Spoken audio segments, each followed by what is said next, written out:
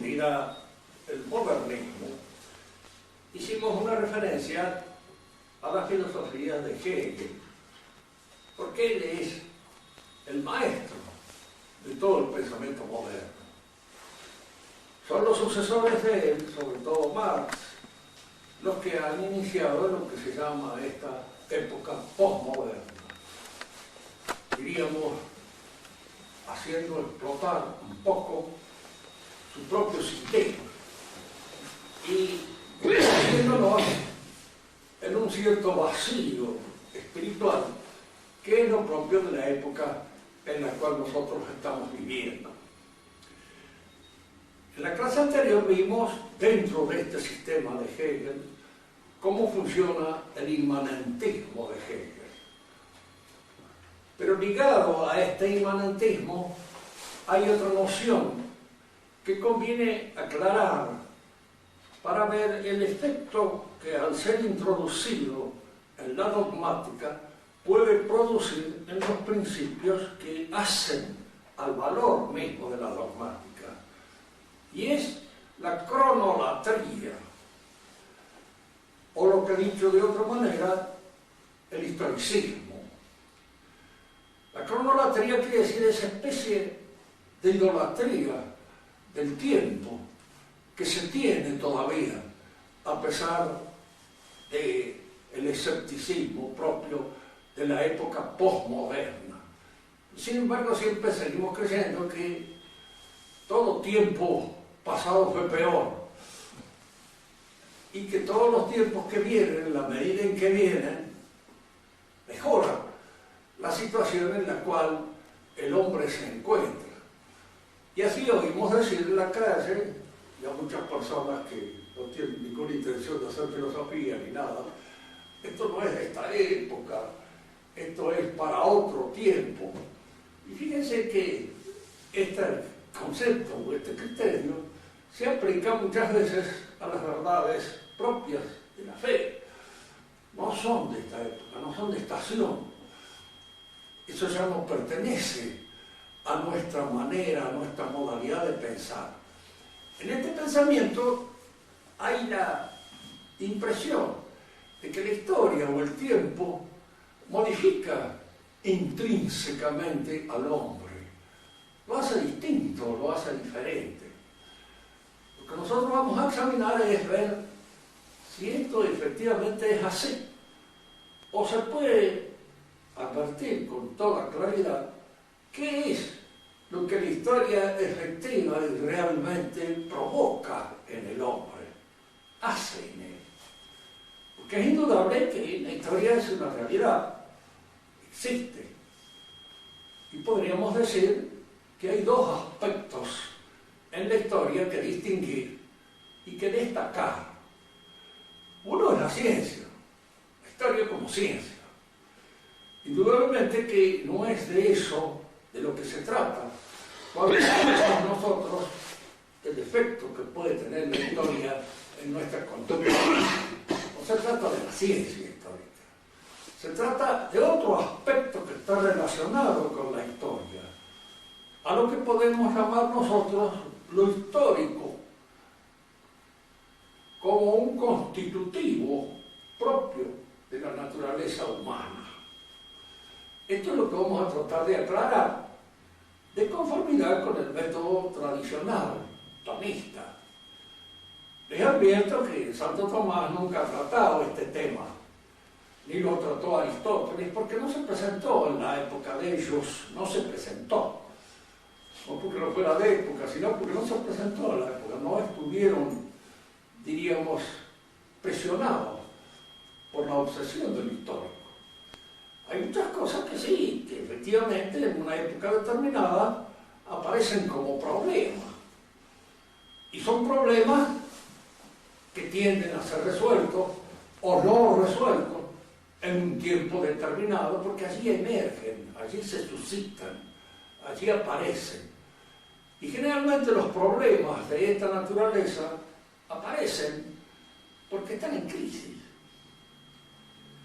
Diríamos acá, refiriéndonos a los médicos que existen acá, un órgano mientras está sano, uno no lo siente. Las virtudes morales, cuando están sanas, uno no las siente. El que es honesto y honesto es honesto. El que es generoso también. Pero el que es amarrete siente de alguna manera los efectos de tener que echar mano a la cartera. Y entonces es en un momento determinado cuando eso le resulta un tanto pesado. ¿Por qué? Porque no tiene esa virtud. No la tiene. Puede tener otros, pero esa está en crisis. Por eso decimos que las virtudes son un poco como los órganos. Cuando están sanos, no disuenan, no aparecen, diríamos, de ninguna manera con una presencia molesta. Pero cuando no están sanos, sí, aparecen como presencia molesta. Y molestan, se hacen un problema en una época determinada. La época moderna es cuando el hombre empieza a preocuparse por lo histórico. Antes no había, porque para el hombre antiguo, si nosotros nos aproximamos a su mentalidad, el tiempo era una desgracia, porque el tiempo era el tiempo de ir muriéndose, de ir de alguna manera envejeciendo, perdiendo su fuerza. Entonces es para el hombre antiguo, por ejemplo, para el que vale eso que dice allí en su poema Manrique, que todo tiempo pasado, a nuestro parecer, fue mejor. Para el hombre antiguo era todo tiempo pasado mejor. Y el futuro, pues, no anunciaba nada bueno.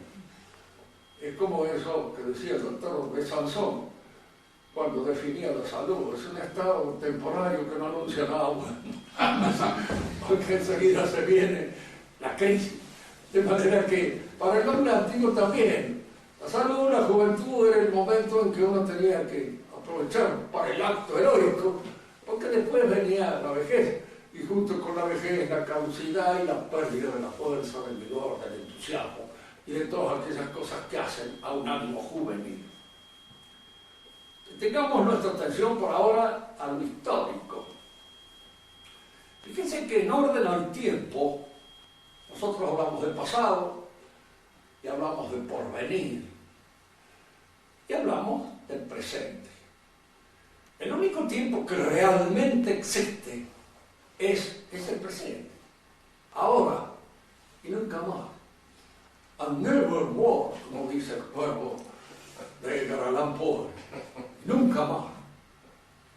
¿Por qué? Porque es el tiempo que existe, efectivamente. El pasado pasó, ya no es más, no será más. Y el porvenir todavía no es. De manera que cuando nosotros decimos, bueno, tiene una semana de vacaciones, y le dan una semana, si usted agarra la semana, se la pone en el bolsillo y dice, voy a gozar de estas vacaciones. ¿Qué es la semana? La semana es una noción puramente racional. Algo que nuestra razón mide, cero en el tiempo, pero no existe. No hay una semana. Lo que existe siempre es ahora y nunca más. Ahora y nunca más. Es el momento carpe diem, decían los antiguos. Hay que aprovechar el instante, hay que aprovechar el momento, porque es el momento de salvarse o es el momento de perderse. Bien, si esto es así, y efectivamente lo que existe es el momento, pregúntame, ¿qué es todo? Aparentemente es el pasado, ¿cierto? Pero no cualquier pasado es histórico. No todo lo que pasó es histórico. Yo puedo haberme rascado la cabeza muchísimas veces en mi larga existencia, y esos no son actos que en alguna medida puedan ser considerados históricos, ni aún dentro de la historia personal mía. Porque hay una historia personal, como hay una historia familiar, como hay una historia política, o una historia civil, a la cual nosotros pertenecemos. Entonces la pregunta ahora es esta: ¿cuáles son los actos históricos? Son aquellos actos que en alguna medida perduran en el presente. Todavía se hacen sentir en el presente. Es decir, condicionan el presente en alguna medida. Y si ustedes me preguntan en qué medida puede ser, bueno, mire, yo sé que esta conversación que yo tengo con usted no podría tenerlas si ustedes no hubieran estudiado algo. ¿Por qué? Porque es el ejercicio mental que casi todos ustedes han realizado y han hecho, los que les permite entender ciertas cosas. Y ese ejercicio mental son cosas que han hecho antes. Han empezado por aprender a leer, por aprender a escribir, por leer algunas cosas, por preocuparse de otras. Y todos esos actos consecutivos que ustedes han hecho en el pasado están condicionando el presente en el cual ustedes obran y actúan. Y están condicionándolo de una manera positiva o negativa. ¿Por qué? Porque no siempre los actos son buenos. Algunos son malos. Y algunos actos malos que hemos hecho, en vez de condicionarnos positivamente, como puede ser el acto de haber aprendido, de haber estudiado, de haber, diríamos, pensado, nos permite entender lo que ahora estamos diciendo. Esos actos condicionan. Bueno, pero hay actos frustrados, hay actos que en alguna manera nos frustran, que de alguna manera actúan, diríamos, desmedradamente sobre nosotros. Hacen que nuestro ánimo a veces desfallezca, como consecuencia de un remordimiento, como consecuencia de un pecado grave que hayamos cometido, como consecuencia de actos que se han sucedido, a lo mejor sin preverlos nosotros, y que nos impiden que en la actualidad podamos abrir nuestra conciencia a muchos conocimientos y a muchas cosas.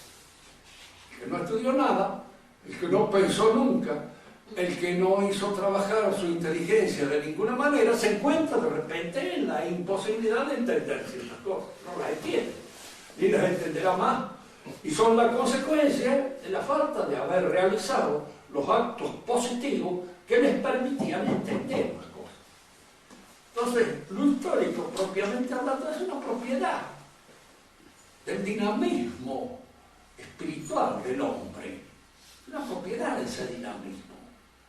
Y como propiedad de ese dinamismo es el pasado que opera sobre el presente. Fíjense, yo creo, dentro de lo que alcanzo a conocer, que los animales no tienen historia.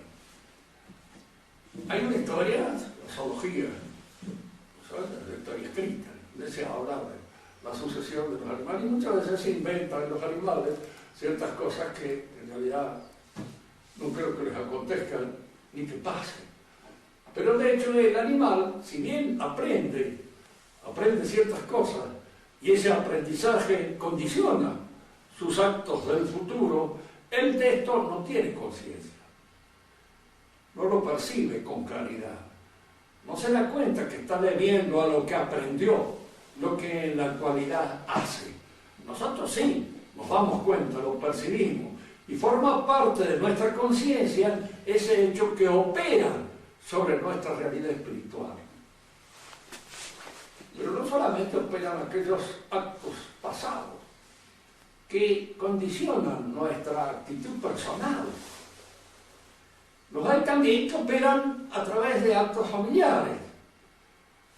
Una familia próspera, una familia que está subiendo, que en alguna medida está triunfando por consecuencia de algunos actos positivos que han realizado los padres, crea en el ánimo de sus sucesores un ánimo, diríamos así, triunfalista, para decirlo en los términos que se emplea hoy en el modernismo de la Iglesia. Un ánimo, diríamos, más optimista y que le da al que lo posee más ánimo para enfrentar la realidad. Y esto que sucede en el orden de la historia familiar, también sucede en el orden de la historia política. En la historia política hay hechos, hay acontecimientos que están en alguna medida condicionando los actos que en nosotros hoy se producen. Si uno pregunta qué actos, qué hechos, por ejemplo. Bueno, la conquista de América, aquí estamos todos reunidos hablando español. Algunos podemos ser de origen español, o en parte.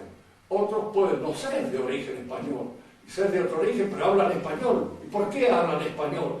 Porque en alguna medida la conquista de América está condicionando los actos que nosotros realizamos. Por eso es un hecho histórico. Es un hecho histórico positivo.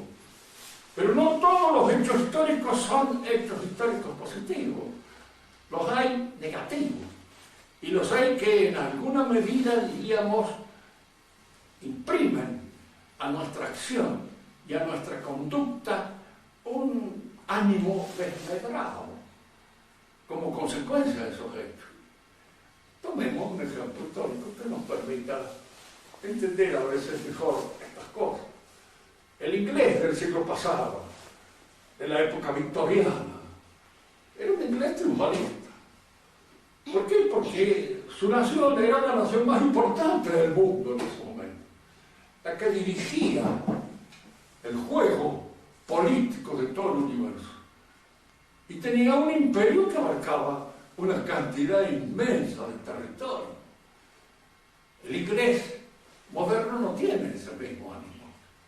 ¿Por qué? Porque hay un desmedro en toda la situación política de Inglaterra que lo ha llevado a declinar.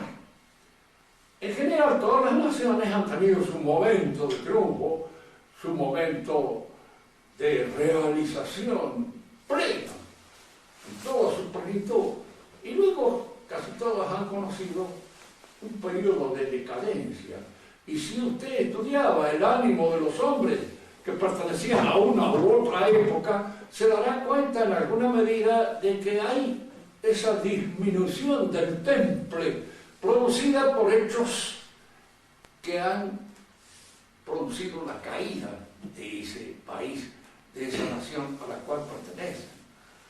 Los españoles del siglo de oro, indudablemente, eran los más importantes de los personajes que existían en Europa en esa época, porque pertenecían a la nación más importante de Europa, la nación que conducía la vida política de Europa. Pero posteriormente hay una decadencia en España que se traduce no solamente a través de los gestos, de la capacidad de esos hombres, sino hasta en la literatura, en los versos, en la forma de expresar la situación anímica de ese pueblo. Bueno, Don Quijote sale en un momento de decadencia, ¿no? Es de alguna manera, si se quiere, hasta una cierta burla, irónica, a todo aquello que constituyó los ideales fundamentales de la Edad Media. Don Quijote se burla un poco de este caballero que sale a, qué sé yo, a vencer gigantes, a correr aventuras un poco absurdas, que ya no tienen sentido. Y esto, en alguna medida, Cervantes lo ha hecho asediado por la situación que padece su país, por la situación en la que está su país. Reduciendo esto a una definición muy clara, diríamos entonces que el histórico es una propiedad del acto humano. Y aquí es donde conviene analizar. Hay actos humanos y actos del hombre. Acto humano se dice al acto del cual tenemos plena conciencia de que lo realizamos. Estudiar es un acto humano. Arrepentirse es un acto humano. Enfrentar una situación determinada es un acto humano. Pero caerse, por ejemplo, que pise una cáscara de banana no es un acto humano. Es un acto que le acontece al hombre, que le sucede. Pero es un acto que le sucede en tanto que el cuerpo, que tiene un determinado peso y que al perder el equilibrio se viene abajo. Pero no le sucede porque es hombre. Si salgo a la calle, llueve y me mojo, no me sucede eso porque soy un hombre, que a un perro le puede pasar lo mismo. A una vaca o a un poste, que igual se moja. Son actos que le suceden al hombre, pero no son actos humanos, propiamente hablando. Actos humanos son todos aquellos de los cuales somos, en alguna medida, responsables. Y estos actos humanos están condicionados por el pasado, personal, familiar y político o civil. Todo ese pasado, tanto en el orden de la persona, como en el orden de la familia, como en el orden, diríamos así, de la sociedad política, pesan sobre nosotros y condicionan esos actos. Y al decir condicionan, queremos decir bien, los condicionan, pero no los determinan. No hacen que sean así o allá. Es decir, nosotros seguimos siendo libres en nuestros actos humanos. Porque en el acto humano es un acto libre.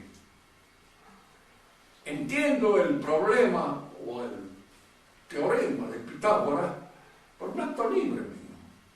Hay indudablemente una decisión de mi voluntad, pero no estoy determinado a entenderlo. Puedo no entenderlo. El acto de fe es un acto libre. ¿Por qué? Está bien que Dios es el que me concede a mí la fe, me da la fe, pero en general es como consecuencia de un pedido o de un ejercicio en el cual está implicada mi voluntad de querer la fe. Creo en gran parte porque quiero creer también.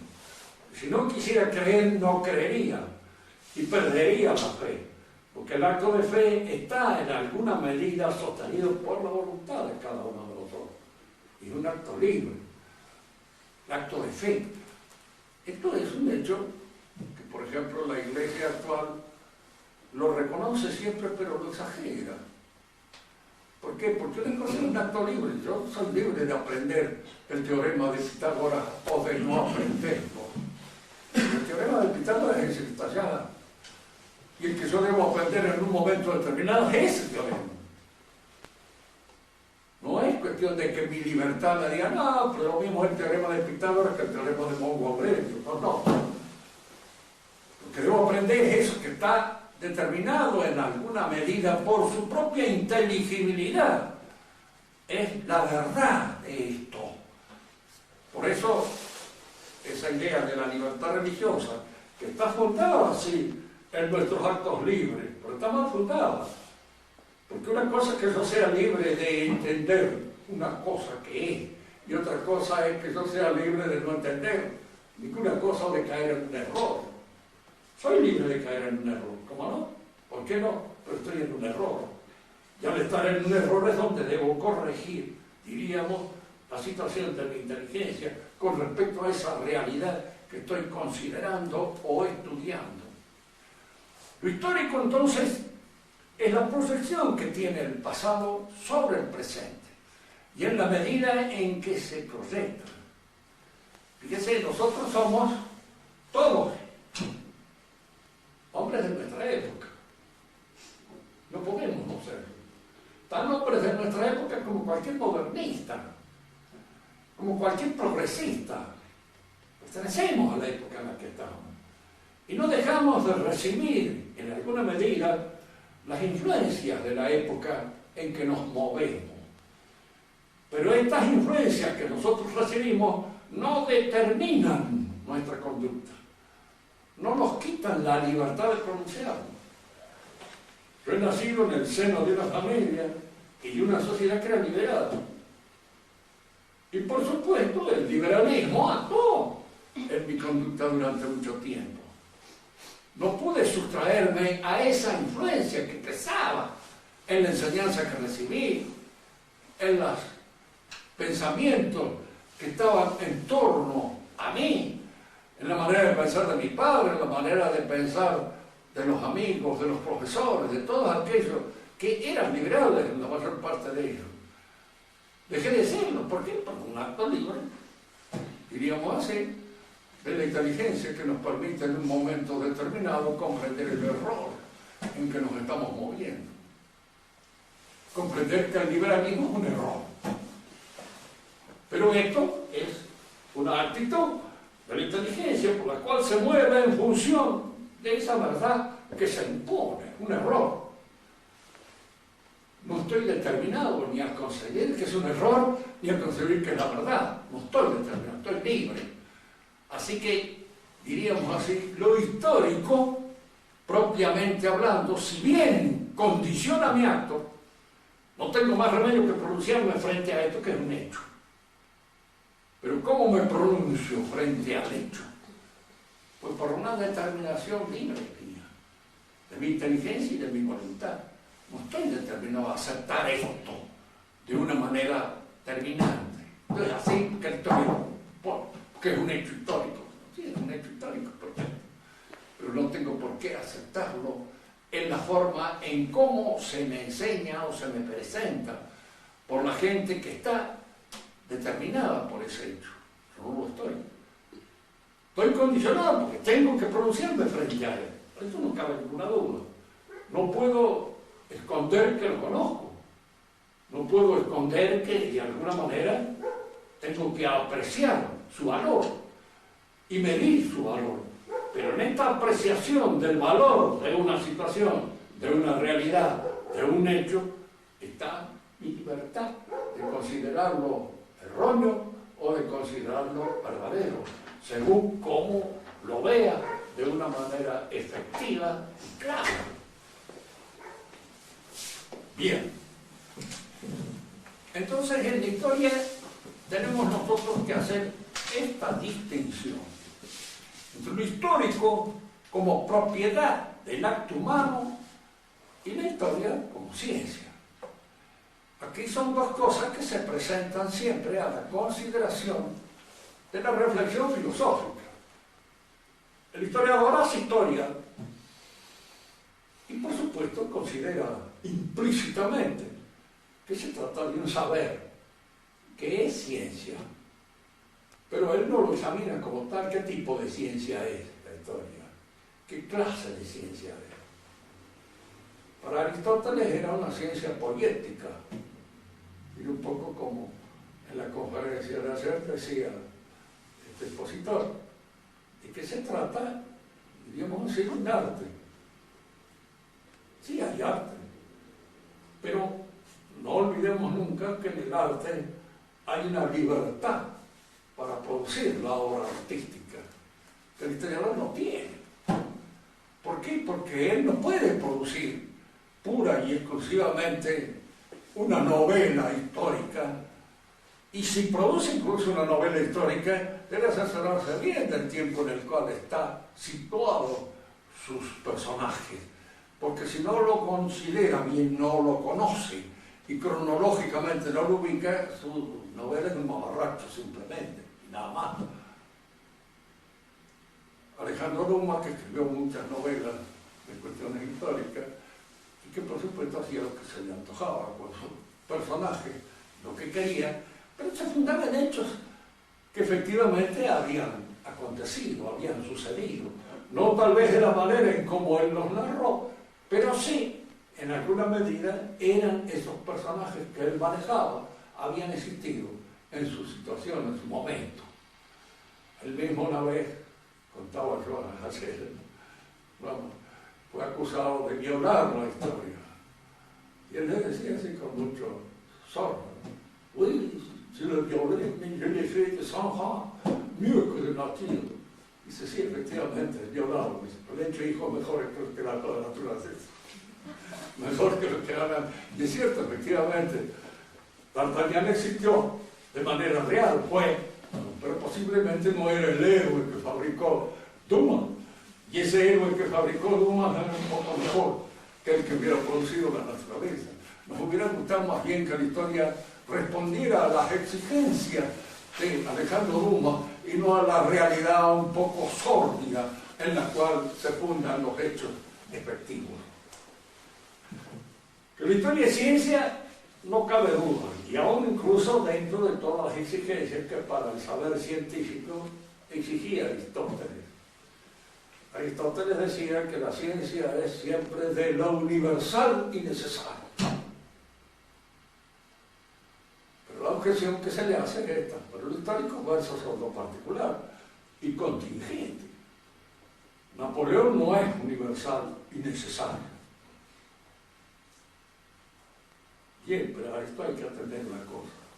No se olviden nunca que en filosofía la mayor parte de las nociones que se manejan y están inspiradas en una buena metafísica son nociones análogas. Una cosa es la necesidad física. Tengo necesidad física de comer, porque si no, me muero. Primum vivere deinde filosofare. Porque en italiano quiere decir primo mangiare, dopo filosofare. ¿Cierto? Después filosofar. Tengo que comer. Es una necesidad física. Las necesidades morales no tienen el mismo efecto determinante que la necesidad física. Puedo portarme bien o puedo portarme mal. Y hay gente que se porta muy mal y que vive muchísimos años bien, incluso más, a las cuales se las aplaude universalmente muchas veces.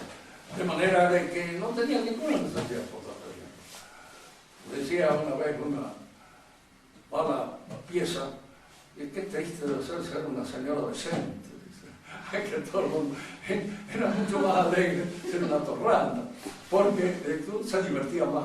De alguna manera la vida le ofrecía muchas cosas. Y bueno, esto puede vivir y esa torranda puede llegar a vieja, como la otra señora decente, y morirse tal vez más vieja que ella, porque estas cuestiones de salud son equilibrios un poco extraños que se dan en una persona y en otras no se dan. Bien, lo que aquí interesa es señalar esto. La necesidad es una noción análoga, porque no se da de la misma manera en todos lados. Podríamos aplicar esta analogía de la necesidad en la historia. Hay una necesidad histórica que no es lo mismo que la necesidad física o que la necesidad moral. Napoleón evidentemente fue un hecho contingente, pudo no haber nacido, pudo no haber sido, pero fue. Y una vez que fue, usted para explicar los acontecimientos posteriores tiene que referirse necesariamente a él. ¿Por qué? Porque él los está condicionando a todos. Todo lo que sucede después de Napoleón cuenta con Napoleón. Napoleón estaba aquí. Podemos dedicarlo, hablar de él peste o magnificarlo de acuerdo como lo que quieran, pero no podemos prescindir de él. Y no podemos de ninguna manera hacer de cuenta que no existió, porque existió. Y los hechos posteriores están en alguna medida reclamando esa existencia, porque es ella la que los explica. De manera que, si bien la historia a veces se funda en hechos contingentes y singulares, no es la singularidad ni la contingencia del hecho lo que interesa al historiador, sino la repercusión posterior sobre los otros hechos que le permite señalarlo con un valor de cierta universalidad. No olvidemos que lo universal, en el sentido conceptual, que el término no significa que abarque todo el universo entero. Que si decimos un ratón tiene 4 patas, es un hecho indudablemente universal para los ratones. Claro, la universalidad está dada en la contingencia de esta especie, que es el ratón. Y lo mismo sucede con ciertos hechos que tienen una importancia universal dentro de ese ámbito histórico en el que estoy estudiando. La conquista de América es un hecho que tal vez tenga una universalidad global, total, porque afecta a toda la historia del mundo entero. Pero hay otros hechos que afectan solamente a un país, a una nación, pero dentro de ese país o de esa nación son hechos que tienen un valor universal porque condicionan todos los otros que vienen con posterioridad. San Martín también fue, en alguna medida, un hombre contingente, pudo no haber nacido. Nació, cumplió una serie de movimientos, de hechos que condicionan la historia nuestra y la historia de toda la América del Sur. De manera que no tenerlo en cuenta sería no tener en cuenta una clave histórica que nos permite comprender todos los acontecimientos que se dieron con posterioridad. En nosotros mismos hay hechos o hay acontecimientos en el pasado que tienen una repercusión sobre todo nuestro presente. Y hay hechos que no, hechos que son. Por eso hay amistades que en un momento determinado a uno le abren un horizonte que no conocía, y otras amistades, si las tuve o no las tuve, no sé. Como dicen a veces aquí cuando se trata del encuentro con una muchacha que no tuvo mayor importancia en la existencia de uno, de si te he visto no me acuerdo. Y si te he visto no me acuerdo, sucede con muchas otras cosas, también con personas a las cuales en un momento determinado les hemos visto y después no me acuerdo más, ni de qué existieron, ni de qué tuvieron, ni de qué color son. Pero otros sí, porque de alguna manera imprimen con su personalidad algo que a mí mejora o me empeora. Fíjese que este es un término que conviene tenerlo en cuenta siempre en la historia, porque lo que se olvidan los progresistas lo que es que hay hechos que deprimen, que hay hechos que desmejoran, que hay hechos que son desfallecientes y no estimulantes, en toda la historia. En la historia de un pueblo, como en la historia de una familia, como en la historia de un hombre personal, siempre. Hay hechos que desfallecen nuestra voluntad y hay hechos que mejoran. Pero no todos los hechos son mejores. Y aquí que ese optimismo historicista es un poco absurdo, porque no tiene en cuenta los hechos que hacen desfallecer el alma, el ánimo del hombre. No tiene en cuenta, ¿cierto? Todos los acontecimientos son acontecimientos para un progreso. Es una actitud un poco absurda. Bueno, que la historia es una ciencia, pues eso no se discute.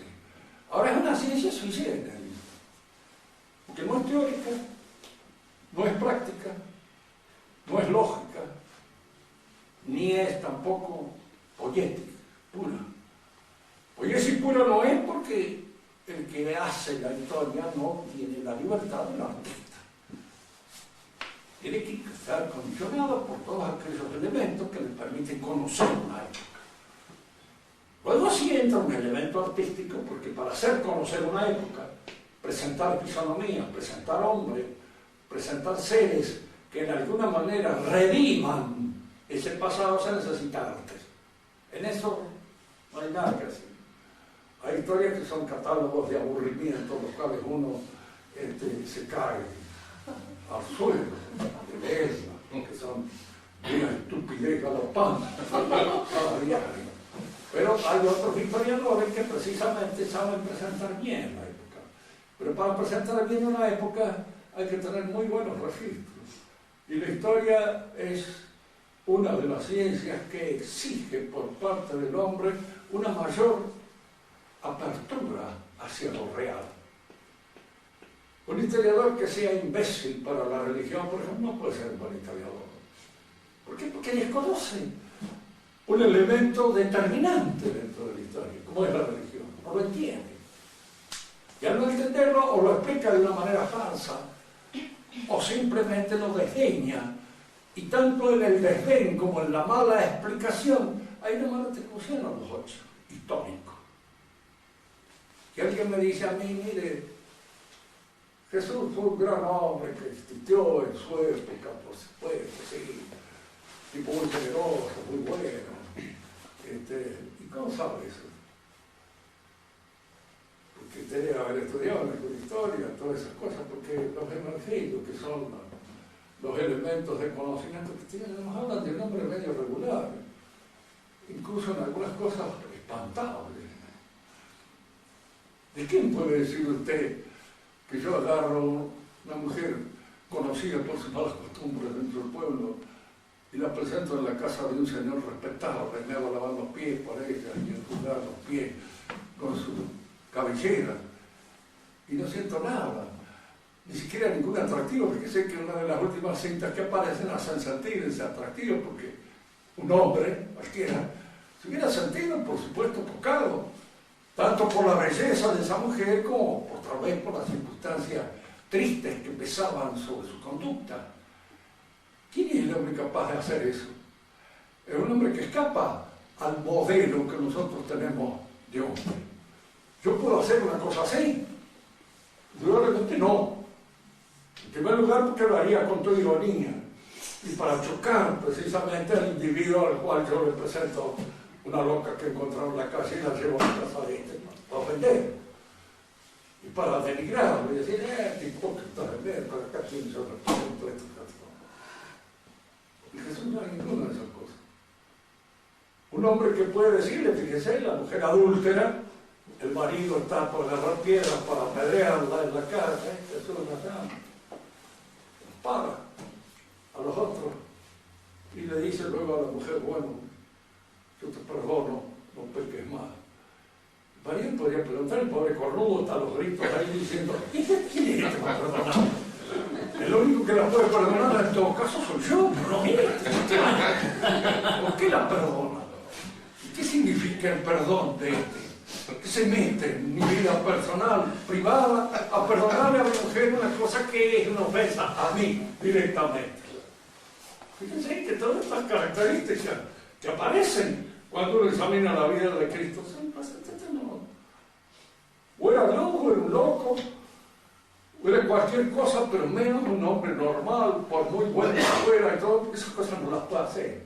Y no las hace absolutamente ningún hombre normal. Pues en la historia hay que tener todos estos registros, ver todas estas posibilidades, porque son posibilidades que se dan. Cuando aparece por ahí un zurdito que tiene de la vida una idea un poco estrafalaria y considera que, sí, que la reina María Antonieta andaba con algún personaje por ahí en la corte. En primer lugar, tiene una idea así de las mujeres un poco adquiridas en algún prostíbulo o en algún otro lado por el estilo, o en algunas casas de pensión de mala línea, porque eso no es. La mujer a veces, muy modesta, tiene su orgullo y tiene, diríamos, ha sido creada dentro de unas ciertas normas que respeta y que de alguna manera constituyen, diríamos así, un poco las líneas principales de su ética. ¿Qué le va a negar usted a una reina que haya sido educada como reina, que no actúe como reina y que actúe como una muchacha cualquiera de un ballet de mala muerte? Hay que saber distinguir en todas estas cosas. ¿Sí, no? El historiante se encuentra a veces con este hombre que no acepta la dádiva de Dios, que al contrario, se ofende. ¿Existen esos hombres? Creo que existen. ¿Cómo no? Que ha sido creado dentro de una regla de honor, que es la que frente a una situación determinada los obliga a actuar de una manera determinada. Cuando Atalo, uno de los generales de Alejandro, le dice a Alejandro, después que ha conquistado Persia, si yo fuera Alejandro, terminaba acá. Y Alejandro le contesta, si yo fuera Atalo también. Y de alguna manera hay allá una dimensión que él la comprendía frente a esa situación. El historiador debe estar abierto a todas estas cosas para poder entenderlas bien, porque si no las entiende bien, yo he leído hace relativamente poco en un librito que estudiaba una de mis nietas, más chicas, una consideración, en fin, sobre la época medieval, pero tan estúpida, tan salida de ¿quién le puedo decir? De algún oficial de peluquería que hubiera escrito, porque no era ni siquiera un profesor, no entendía nada. Y en esa incomprensión absoluta de lo que es un caballero, de lo que es un noble, cometía una serie de regalos, como si el noble fuera, qué sé yo, el señor Moneta o el señor o aquellos que son también caballeros de industria, pero caballeros de industria, no caballeros en el sentido tradicional del término, porque esto implica una serie de actitud moral que el historiador debe tener capacidad para registrar, de percibir, de ver, de olfatear, cuando se encuentra frente a una distinción auténtica y cuando se encuentra frente a algo que no. Y se distingue. Y el que actúa en estos territorios debe tener esa opción. Por eso la historia es, en alguna medida, una de las ciencias más difíciles que hay. Porque hay que saber muchas cosas para poder apreciar una época y poder apreciarla en todo su conjunto, en todo su contorno, en todas aquellas cosas que florecen dentro de una situación cultural determinada. Lo que respecta a la ciencia histórica, es una ciencia que a su vez ordena. Es un orden que no es teórico, porque no está dado en la realidad para percibirlo. No es práctico, porque no lo tengo que resolver yo como si fuera una cosa que se resuelve en mi conducta. No es al mismo tiempo poético porque no puedo manejarme libremente, tengo que percibir aquello que efectivamente fue, o que pudo ser, o que de alguna manera, diríamos, condice con los hechos que nosotros conocemos. Y esta apreciación está jugando en un tipo de órdenes nuevos, que es el orden histórico, propio del historiador.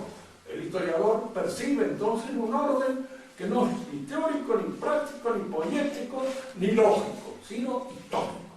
La ciencia histórica tiene su particularidad histórica. Y ahora vamos al hecho histórico. ¿Qué es? Ya hemos adelantado algo cuando decimos que es una propiedad del acto humano. Si es una propiedad del acto humano, entonces nosotros podemos analizarla dentro del acto humano. Una propiedad que condiciona los actos humanos como consecuencia de un pasado que todavía perdura en ese presente en el que el acto humano se produce y lo condiciona. Si nosotros examinamos las causas de lo histórico como tal, la causa de la ciencia histórica, la causa eficiente es el historiador, él la hace. Por eso a veces puede hacerla según su capacidad, según los registros que lo mueven a hacer la consideración. Hay historias hechas por enanos, indudablemente, y que basta a veces leerla para darnos cuenta de que el que escribió es un infeliz. Es un pobre tonto, lleno de tales o cuales prejuicios que le impiden ver los acontecimientos tal como fueron. La causa eficiente de la ciencia histórica es el historiador, pero de lo histórico no. De lo histórico es el hombre, los hombres que actúan, indudablemente. Esos producen lo histórico, producen aquellos hechos que tienen repercusión sobre los hechos ulteriores y son históricos. Pero, diríamos así, cuando hablamos nosotros de las causas, está la causa eficiente, está la causa final. Muchos hablan del fin de la historia. Si con el fin queremos dar a entender que algún día se acabará la historia, bueno, la historia personal de cada uno de nosotros se acaba en un momento determinado y se termina cuando pasamos a mirar cómo crecen las margaritas, ¿no es así? Bueno, ahí se terminó para nosotros. Y puede también acabarse para todo el mundo, puede. No sabemos cuándo, pero de hecho la historia puede terminar. Pero eso no es la finalidad. Lo histórico como tal no tiene finalidad. No tiene una finalidad determinada. Lo que tienen finalidad son los actos humanos. Yo me propongo hacer esto o me propongo hacer aquello. Pero esa propiedad del acto humano que es lo histórico no tiene, independientemente de mi finalidad, otra finalidad. No la tiene. Fíjense que cuando hablamos de la historia y hablamos del fin de la historia como si la historia se hubiera propuesto alcanzar un fin, estamos extrapolando una propiedad y dándole la consistencia de una persona, de una sustancia, y no es eso. Es una propiedad nada más adjetiva y accidental del acto humano, que no tiene una finalidad determinada, propia de ella. Ese es un abuso de pensamiento terminado. Y ese abuso de pensamiento es lo que actúa en el pensamiento modernista. Le conceden a la historia una finalidad, como si la historia tuviera un propósito. Y ese propósito fuera precisamente el logro de la democracia universal. ¿No es cierto? Puede que hoy o mañana se imponga en la globalización una extensión así de tipo de gobierno democrático, pero yo muchas veces le he dicho a ustedes, la democracia no existe, es un timo, y en todo lo que hay un timo hay dos clases de tipos: el que hace el timo, que es un mentiroso, el que aprovecha las cosas, y el estúpido que le cree. Y los demás, lo que podemos entrar en la corriente brutal de la gilada, es la gente que más o menos sigue el asunto sin estar demasiado entusiasmado tampoco por el problema, pero lo sigue por hábito, por costumbre. La democracia crea una situación que en general a la mayor parte de la gente les viene bien, porque no les exige nada y les permite hacer lo que se les da la gana.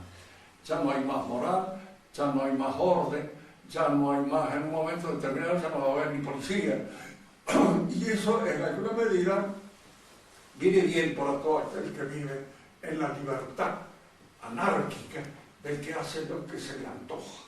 Por eso la mayor parte de esta gente postmoderna de este hombre laico y me cómodo en la democracia.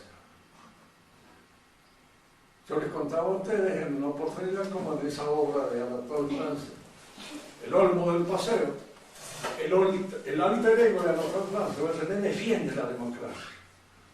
Y les creo que les hacía la mención, es como quien defiende, después de haber hablado de una dama decente.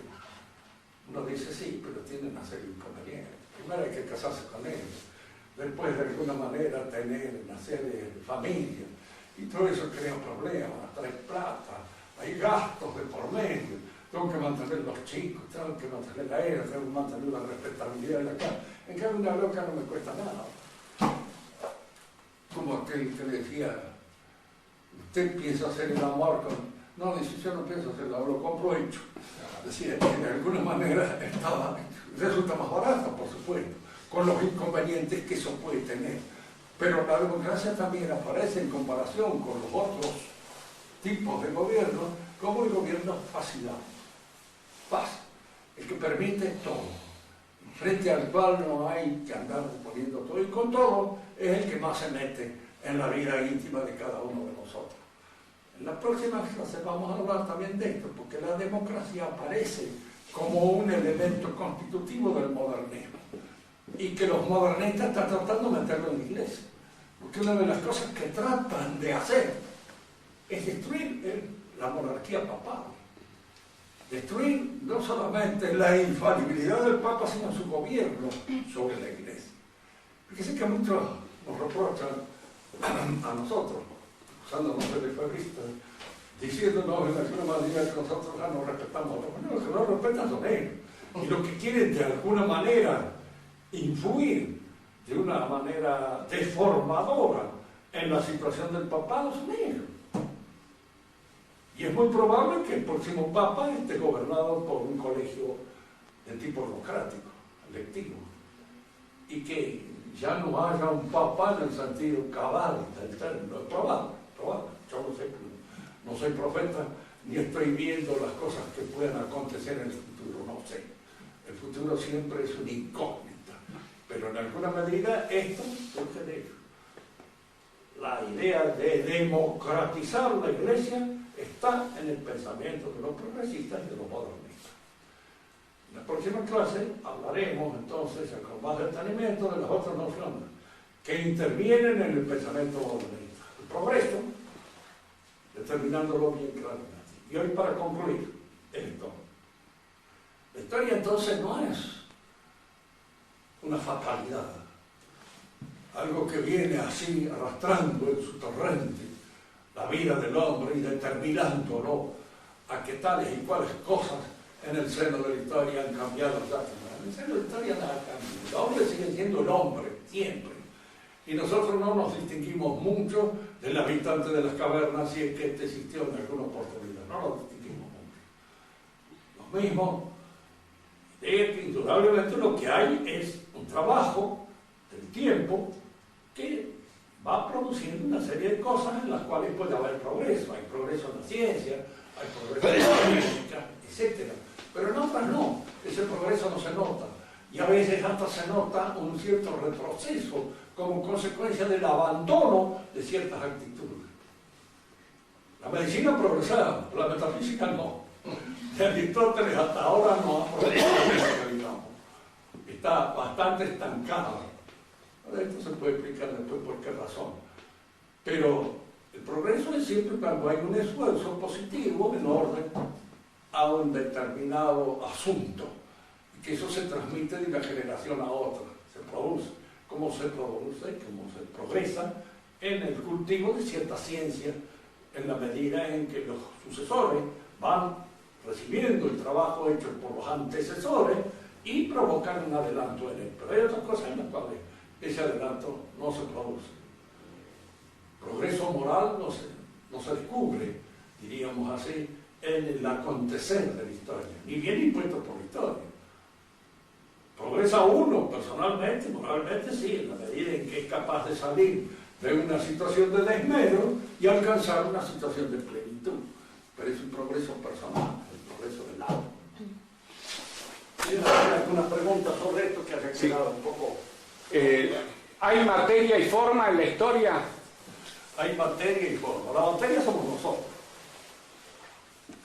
Es el hombre mismo. Esa es la materia de la historia.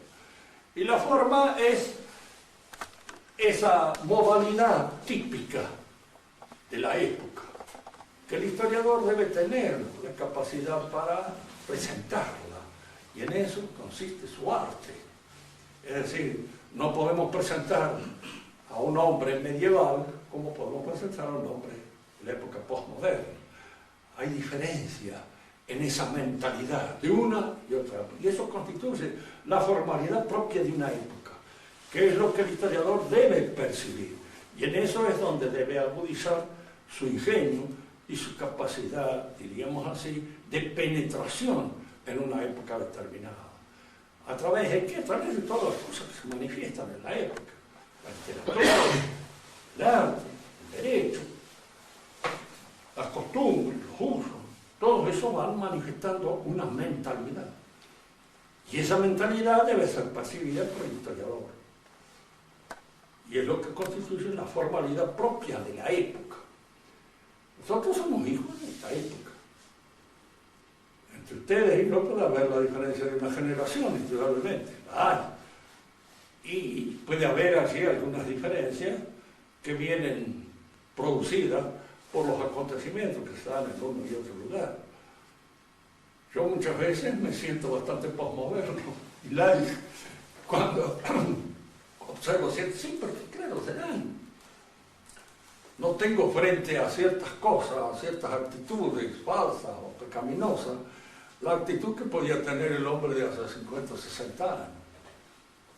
Comprendo demasiado fácilmente un montón de debilidades que en la actualidad existen y no me escandalizan en lo más mínimo, incluso no producen ni cosquillas. ¿Por qué? Porque ya está uno un poco endurecido con respecto a las cosas que observa y que ve. Por ahí se me aparece un pariente que me presenta una de las terceras esposas que tiene desde hace un tiempo esta parte. Bueno, saludos, ¿cómo le va? Mucho gusto, encantado. ¿Por qué no la recibían? Lo echaban a ella, a la mujer, y a todos echaban a diablo. Pero bueno, se contó. Lo estimo. Y de alguna manera veo que cambia un poco más seguido de mujer que de camisa, pero son cosas que la época va dejando, va dejando. Aun cuando uno reaccione contra esa costumbre y no las diga, no las hace, pero las ve hacer. Y en alguna medida no lo afligen tanto como podría haber sido el resultado de otro. Si hubiera tenido todas las cosquillas de un hombre de la clase alta de la época medieval, hace tiempo que estaría muerto. En algún duelo, en alguna cosa así, como consecuencia de un insulto, de una mala mirada o de algo que alguien me ha provocado. Y que en esa época la gente era muy susceptible, en el sentido del honor, para esas cosas. Y en la actualidad, pues ya así, que se vaya al diablo. ¿Alguna otra pregunta? Macero, ¿qué pasa?